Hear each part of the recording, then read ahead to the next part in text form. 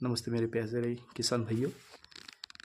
यहाँ से आगे हम एक दूसरे से जुड़कर अदरक की खेती करेंगे। क्या होता है कि अदरक की खेती 1 एकड़ के लिए करनी हो तो हमें 10 कुंटल अदरक लाना पड़ेगा। अदरक लाने के बाद ये ऐसे इसको हम क्या कहते हैं, पोता, कोई बोरी कहता है, कोई जूट की बैग्स बोलते हैं। इसके अंदर हमें बीज लाने का 3 दिन वैसे ही रखने का। वो क्यों रखने का? क्योंकि जब हम बीज लाएंगे तो बीज के अंदर उस खेत की मिट्टी मौजूद रहेगी, तो वो मिट्टी हमें 3 दिन के बाद एक एक करके ऐसी अदरक निकाल के उसको झटक के एक के ऊपर एक के ऊपर एक के ऊपर एक ऐसे रख रखे भट्टी लगानी पड़ती है। इसे हम अदरक की भट्टी कहते हैं। उसके अंदर ऐसी खराब, ऐसे पुराने, इसको मराठी में हम टोल बोलते हैं, ये निकालना पड़ती है। ये मुरझाई हुई ये निकालनी पड़ती है, मिट्टी निकालनी पड़ती है और ऐसे करके उसको भट्टी में के रूप में हमें ऐसे रखना पड़ता है। भट्टी की हाइट लगभग 1.5 से 2 फीट तक ही होनी चाहिए, उसके ऊपर ना ये होना चाहिए।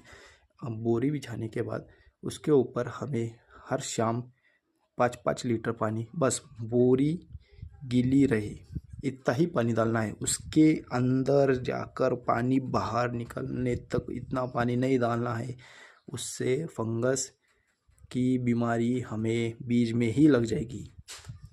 तो यहाँ से आगे अच्छी और सही मायने में उत्पन्न लेने के लिए हमसे जुड़े रहिए, क्योंकि हम हर साल एक टारगेट बनाते हैं और हर साल एक ना एक टारगेट पूरा ही होता है। इस साल हम 220 के पार निकल गए। अब अगली साल 230, मतलब 2026-27 में 230 तक का टारगेट रहेगा। हाँ, साधारण में देखा तो 100 में से 10 लोग ही 220 के ऊपर जा पाते हैं। सर्वसाधारण 170-160 से 200 के बीच में ही रहते हैं।